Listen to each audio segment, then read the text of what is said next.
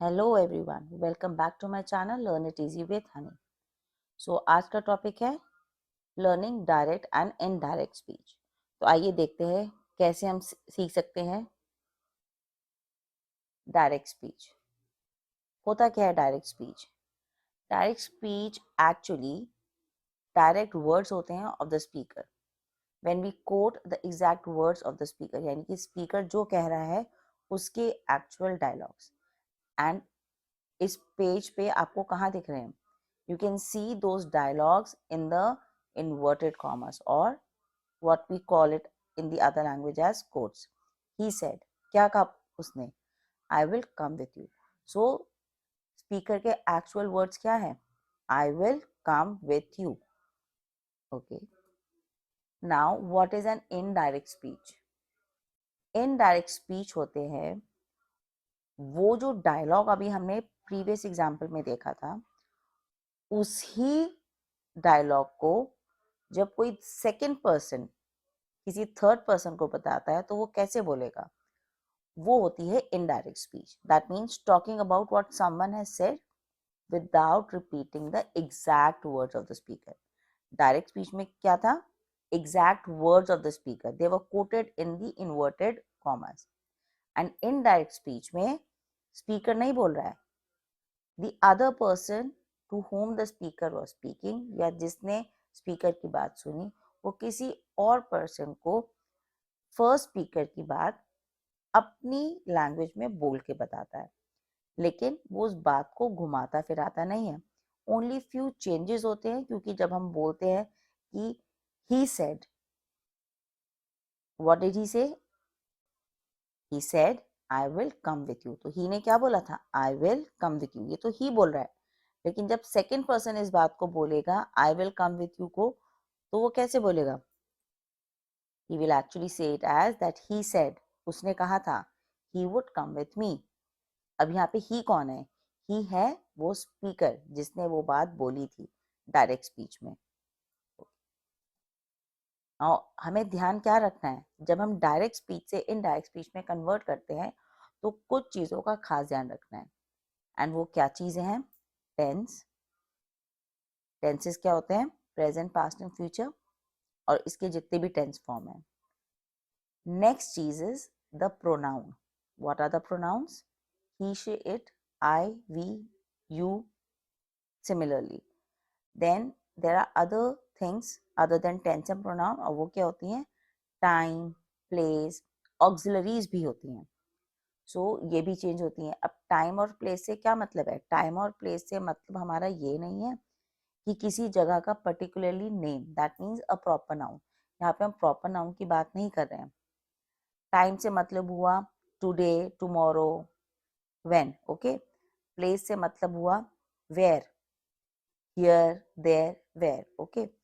ना कि किसी जगह के एक्चुअल प्लेस का नेम। तो यहाँ पे हम क्या देख रहे हैं?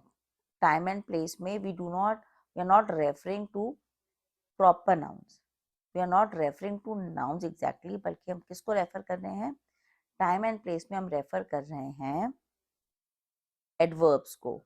Now moving forward, we see quotation marks. अब कोटेशन मार्क्स का मतलब सिर्फ कोटेशन मार्क्स से ही नहीं है, इसको हम कलेक्टिवली बोल सकते हैं पंक्चुएशन मार्क्स। तो कोटेशन मार्क्स में हम क्या रेफर कर रहे हैं? कोटेशन मार्क्स में मतलब सिर्फ कोटेशन मार्क्स ही नहीं है, बल्कि इन टोटलिटी पंक्चुएशन मार्क्स से भी मतलब है।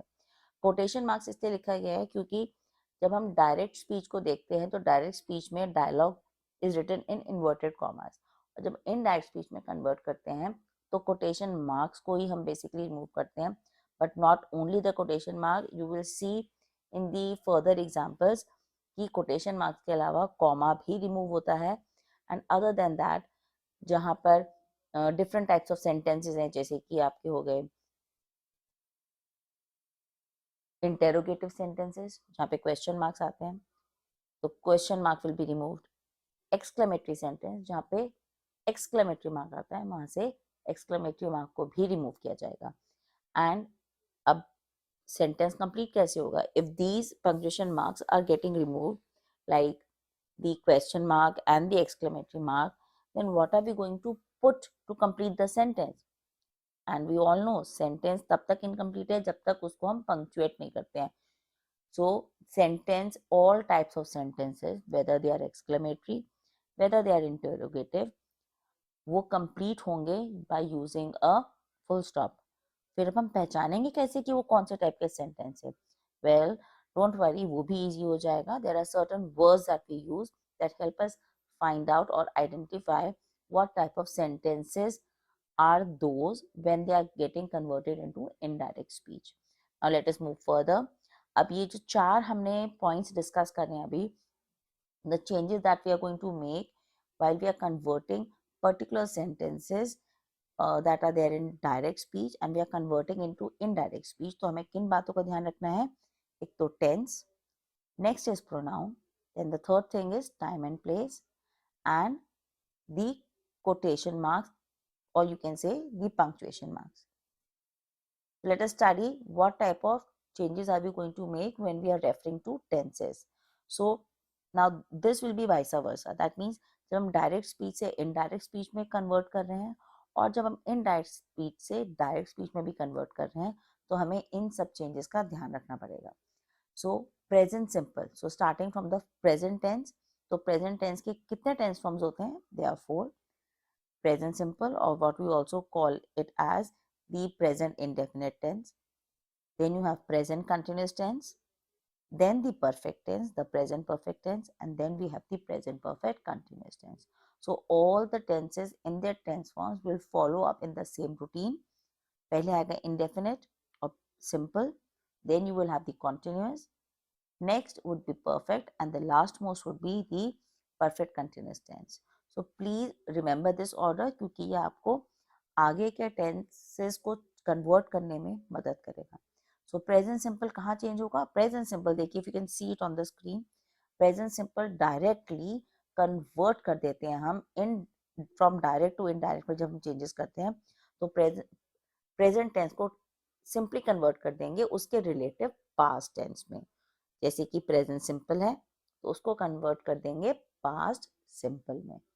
प्रेजेंट कंटिन्यूअस है तो उसको हम कहाँ कन्वर्ट करेंगे? We will convert it into past continuous. Present perfect है तो उसको हम कन्वर्ट कर देंगे past perfect. It is like the twin brother sister system. Okay, present simple, past simple, present continuous to past continuous, present perfect to past perfect, present perfect continuous to past perfect continuous. तो यहाँ तो खत्म होती है हमारी present tenses के convergence. Now let us move a step forward to the past simple conversion. Now past simple conversion present simple conversion की तरह simple नहीं है. It is a little bit different.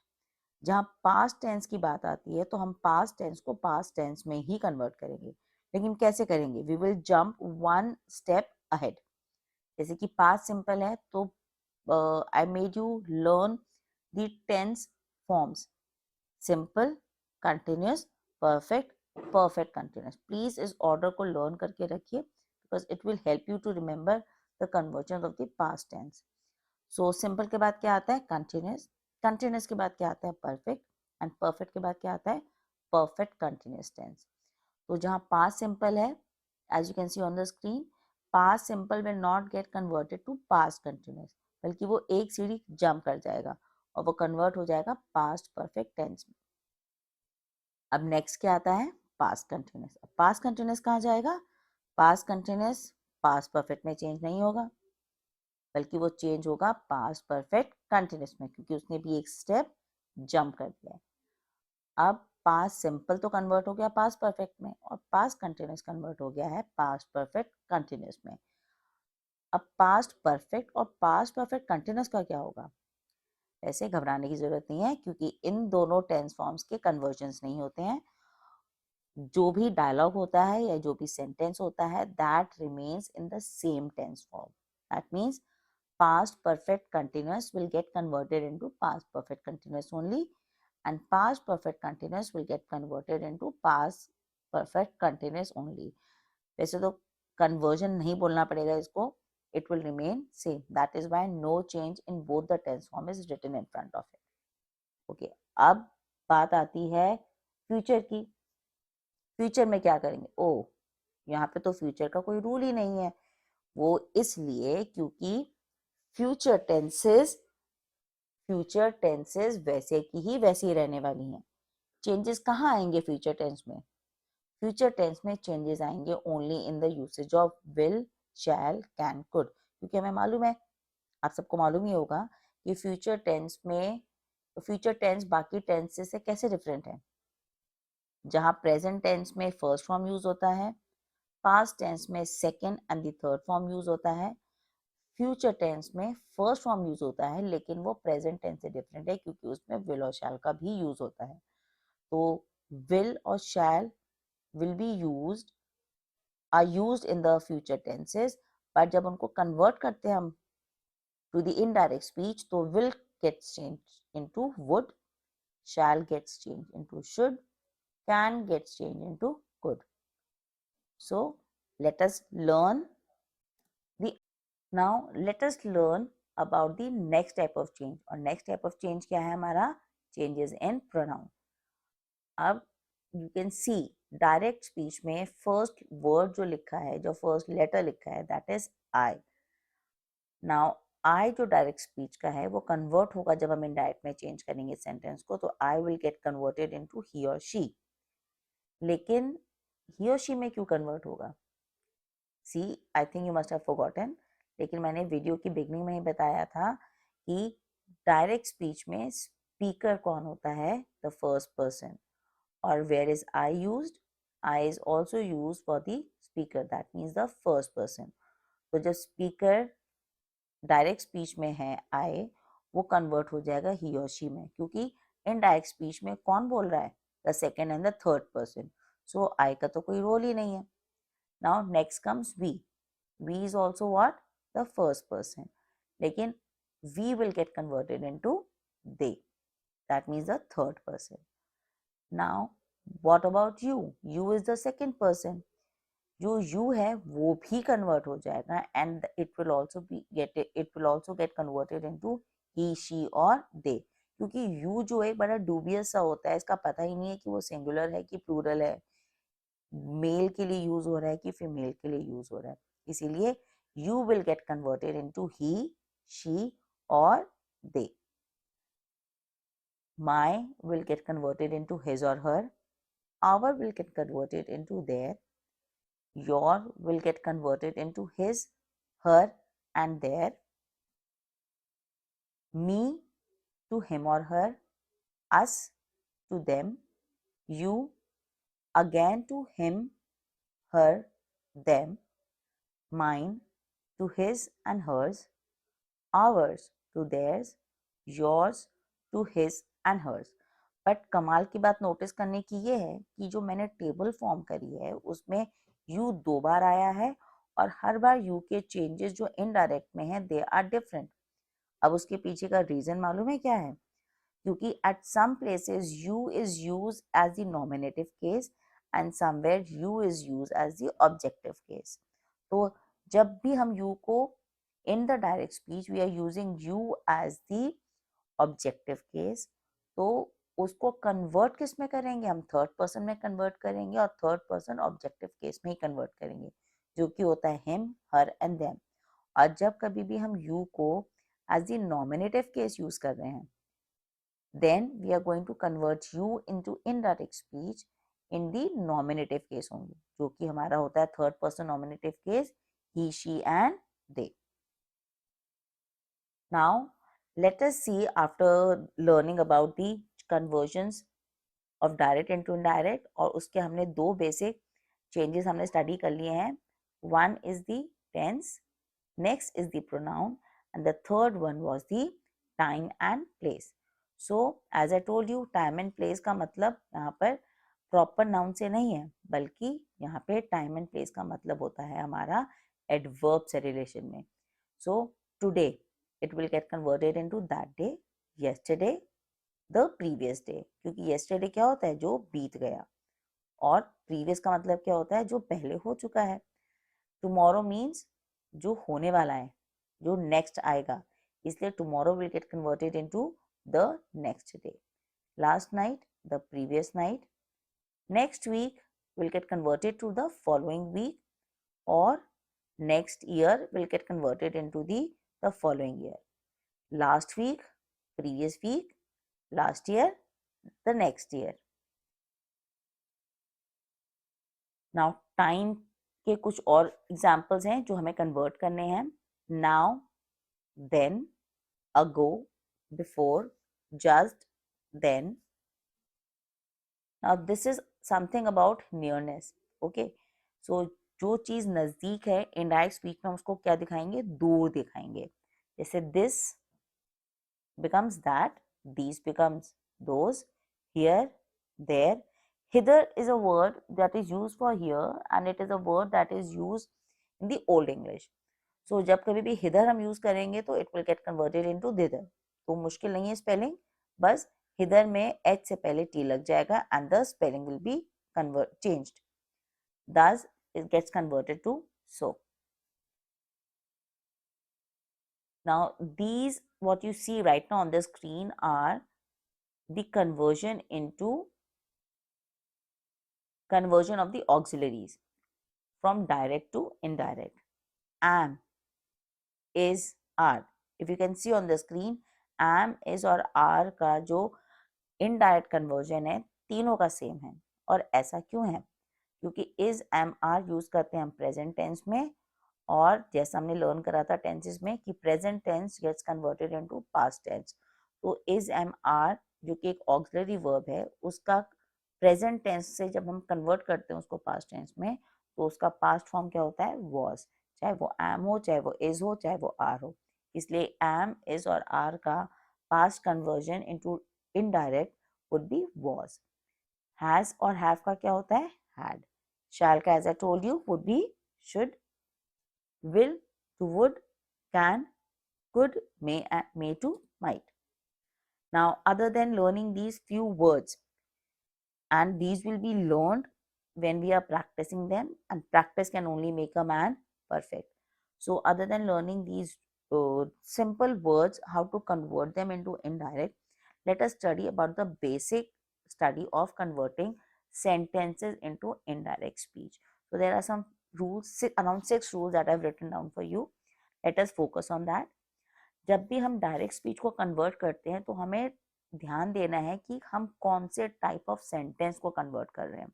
So sentences कितने type के होते हैं, we have studied at least 4 types of sentences: assertive, interrogatives, exclamatory and imperatives.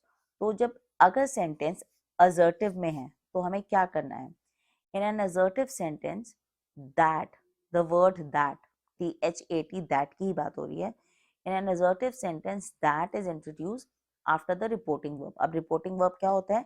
Reporting verb वो verb होता है जो कि inverted comma से हम पहले लगाते हैं. जैसे कि हमने sentence में study करा था example में, he said, then there was a comma and the inverted comma started. तो comma से पहले वाला verb क्या है? said. said मतलब बोला. Okay, so that said के साथ में क्या लग जाएगा, that. he said that. तो रिपोर्टिंग वर्ब के बाद हमें क्या लगाना है, अगर सेंटेंस असर्टिव सेंटेंस है तो हमें रिपोर्टिंग वर्ब जो कि said है उसके बाद लगाना पड़ेगा हमें that. In case of interrogative, now let us come to the second type of sentence जो कि होते हैं हमारे interrogative sentences. तो जहाँ कहीं भी interrogative sentences हैं उसमें दो तरीके के conversions होते हैं. And you can see point number 2 and 3, they are talking about interrogative sentences या तो questions जैसे हम कहते हैं. So first rule study करते हैं. In case of interrogative sentences, reporting verb जो कि होता है said या say, उसको हम change करते हैं asked या asked में. अगर verb said है तो वो convert होगा asked में, और अगर reported verb say है तो वो convert हो जाएगा asked में. और अगर वो said है तो other than changing into ask और आस्क्ड, हम उसको इंक्वायर्ड ऑफ या इंक्वायर ऑफ भी कर सकते हैं. लेकिन वो इंक्वायर्ड ऑफ और या इंक्वायर ऑफ कब करेंगे, अगर सेड है तो वो कन्वर्ट हो जाएगा इंक्वायर्ड ऑफ में, और अगर वो वर्ब से है तो वो चेंज हो जाएगा इंक्वायर ऑफ में. तो रिपोर्टेड वर्ब जो है वो चेंज होगा कब, तब जब सेंटेंस होगा इंटेरोगेटिव सेंटेंस में. क्योंकि यही जो वर्ड है आस्क्ड, इंक्वायर्ड, ये हमें बताएंगे कि सेंटेंस किस टाइप में है। अब इसकी हमें जरूरत क्यों पड़ेगी? Because I have already told you, जो हमारा फोर्थ टाइप ऑफ रूल है कन्वर्जन का, that is converting the punctuation marks. जैसे मैंने बताया था, चाहे इंटेरोगेटिव सेंटेंस हो चाहे एक्सक्लेमेटरी सेंटेंस हो, हर एक सेंटेंस एंड होगा सिर्फ और सिर्फ पंक्चुएशन मार्क में, और वो पंक्चुएशन मार्क है फुल स्टॉप। तो जब सारे सेंटेंसेस एक ही पंक्चुएशन मार्क में एंड अप होंगे तो कैसे पता चलेगा कि सेंटेंस कौन से टाइप का है? तो ये जो रिपोर्टेड वर्ब है यही हमें पहचान कराएंगे कि सेंटेंस इंटेरोगेटिव है कि सेंटेंस एक्सक्लेमेटरी सेंटेंस है। Now let us move on to another rule of interrogatives, the third rule. When a question begins with who, what, how, यानी कि अगर इन्वर्टेड कॉमा के अंदर सेंटेंस बिगिन हो रहा है और वो होता है इंटेरोगेटिव सेंटेंस, और वो इंटेरोगेटिव सेंटेंस बिगिन हो रहा है WH वर्ड से, यानी कि who, what, how, when, तो हमें क्या करना है? तो जो हमने असर्टिव सेंटेंस में दैट लगाया था, हमें उसकी जरूरत ही नहीं पड़ेगी, क्योंकि सेंटेंस बिगिन होगा उसी क्वेश्चन वर्ड से। यानी कि अगर सेंटेंस बिगिन हो रहा है हु आर यू, तो ही आस्क्ड हु, ना कि that. Okay, so when a question begins with who, what, how, the first word of the question, जो कि हमारा क्या है, हु, व्हाट और हाउ ही, तो the first word of the question becomes the joining word. वो join करेगा reported verb को और हमारी स्पीच को। Let us move on to the fourth rule. If a question begins with an auxiliary verb, अब questions अलग अलग तरीके के होते हैं, and this is the third type of rule that we are starting about the interrogatives. तो एक questions होते हैं जिनको हम begin करते हैं who, what, when, how से, और कुछ questions begin होते हैं auxiliary से, जैसे कि are you sleeping, did you have your food। तो आर यू स्लीपिंग या डेड, ये क्या है, ये ऑक्सिलरीज हैं। तो अगर आपके sentence interrogative sentence, they are beginning with an auxiliary verb, अब इसमें हम ऑक्सिलरी से सेंटेंस को ज्वाइन नहीं करेंगे, बल्कि हम क्या करेंगे, हम सेंटेंस को ज्वाइन करेंगे दैट से। नहीं, बिल्कुल नहीं, सेंटेंस दैट से ज्वाइन नहीं होगा, क्योंकि दैट से सेंटेंस कहाँ ज्वाइन कर रहे हैं, हमने फर्स्ट रूल जो हमने स्टडी करा था असर्टिव सेंटेंस में। इंटेरोगेटिव में रूल डिफरेंट है, एंड इंटेरोगेटिव में हमें दो बेसिक रूल फॉलो करने हैं कि अगर सेंटेंस बिगिन हो रहा है हु, व्हेन, व्हाट, हाउ से, तो who, when, what, how he हमारा कंजंक्शन वर्ड हो जाएगा। और अगर सेंटेंस बिगिन हो रहा है इंटेरोगेटिव वाला इज, एम, आर, वाज, वर से, यानी कि किसी भी ऑक्सिलरी वर्ब से, तो क्वेश्चन को हम कैसे कन्वर्ट करेंगे, वी विल ज्वाइन एंड और we will use a conjunction if या weather.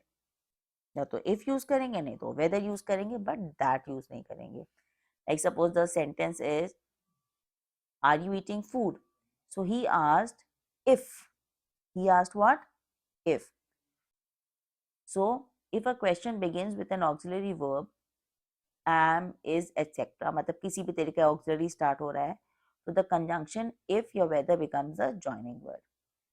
Now let us move to the third type of sentences, जो कि होते हैं हमारे imperative sentences. Imperative sentence क्या होते हैं, जो कि command, order, things like this पूछते हैं। तो हम क्या करते हैं, एक बेसिक सा तरीका है, या तो एक फ्रेज पिकअप कर लीजिए, आप सेंटेंस के मूड को समझिए, आपको पता चल जाएगा कि ये इम्पेरेटिव सेंटेंस क्या है। क्या इम्पेरेटिव सेंटेंस एडवाइस शो कर रहा है, क्या इम्पेरेटिव सेंटेंस ऑर्डर शो कर रहा है, या इम्पेरेटिव सेंटेंस कोई रिक्वायरमेंट शो कर रहा है। बस उसी मूड को पकड़ के आप थर्ड फॉर्म का वर्ब लगा दीजिए।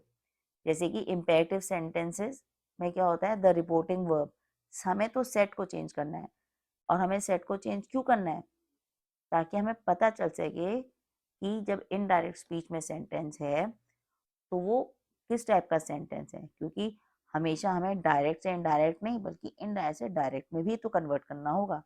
तो हम फुल स्टॉप को कैसे कन्वर्ट करेंगे, नंबर कट जाएंगे। तो इसलिए हमें फोकस करना पड़ेगा रिपोर्टेड वर्ब पर। रिपोर्टेड वर्ब क्या है? So in imperative sentences, the reporting verb said, it changes to what? Asked, required, advised, ordered, encouraged, according to the tone of the sentence. जो भी sentence की tone है, जो भी mood है, उसके according हम reported verb को said से convert कर देंगे asked, required, advised, ordered, encouraged or any similar word. Now let us move to the fourth type of sentence, जो कि होते हैं हमारे exclamatory sentences. Exclamatory sentences किससे end होते हैं, हम कैसे पहचानते हैं? एक बहुत सिंपल तरीका है, या तो उसमें interjection होता है, hooray, alas, wow, और there its another identity is the exclamatory mark. एक simple सी line, उसके नीचे dot, and we come to know कि exclamatory sentence है. पर जब indirect sentence है तो उसमें कैसे पता चलेगा? It will be tough, क्योंकि इनडायरेक्ट सेंटेंस में एक्सक्लेमेटरी सेंटेंस भी तो फुल स्टॉप से एंड हो रहा है. So how are you going to recognise? We are going to again recognise from the reporting verb, क्योंकि इसमें भी जो सेड वर्ड है वो चेंज हो जाएगा सेंटेंस के मूड पर. अब what are exclamatory sentences? We show sudden emotion. अब इमोशन तो किसी भी तरीके के हो सकते हैं, वो हैप्पीनेस शो कर सकते हैं, वो एंगर शो कर सकते हैं, वो सरप्राइज शो कर सकते हैं. So we have to understand the emotion that is shown in the exclamatory sentence और उसी के अकॉर्डिंग हमें reported verb set को convert कर देना है. So in an exclamatory sentence, set changes to exclaimed, wishes, etc. We also add words like happily, angrily, or phrases like exclaimed with joy depending on the emotion that the sentence conveys. जैसे एक simple सा मैं एक verbally आपको example समझाती हूँ. He said, I have won the match. I have won the match. तो ये कैसा इमोशन शो कर रहा है? खुशी का. अरे भाई मैच जीत गए हैं तो क्या होंगे हम? खुश होंगे ऑब्वियसली. सो इसको कन्वर्ट कैसे करेंगे? He exclaimed with joy. उसने अपनी खुशी कैसे जाहिर करी? खुश होके. He exclaimed with joy that he has won the match. Okay, so यहाँ एक्सक्लेम विद जॉय क्या शो कर रहा है? जब हम इसी वर्ड पे जाते हैं, इसी फ्रेज पे जाते हैं, एक्सक्लेम्ड विद जॉय, तो एक इजी सा ट्रिक है समझने का कि एक्सक्लेम्ड है तो यानी कि एक्सक्लेमेटरी सेंटेंस हो गया है, और जॉय है यानी कि सेंटेंस क्या शो कर रहा है? हैप्पीनेस शो कर रहा है. तो it will help you, it will make your conversion from indirect easy to be converted into direct also. Okay, I hope you have understood these basic rules. एक बार quickly revise कर लीजिएगा दोबारा से video देख के, and to understand these conversion rules in a better way, I'm going to again make my second video which will contain sentences of different types of sentences which will be having different tenses, and whatever rules I've taught you, in rules को हम लोग use करके उन sentences को change करेंगे.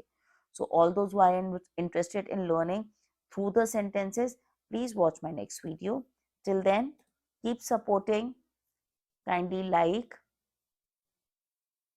share and subscribe to my channel. You all know the name, it's Learn It Easy with Honey. Thank you.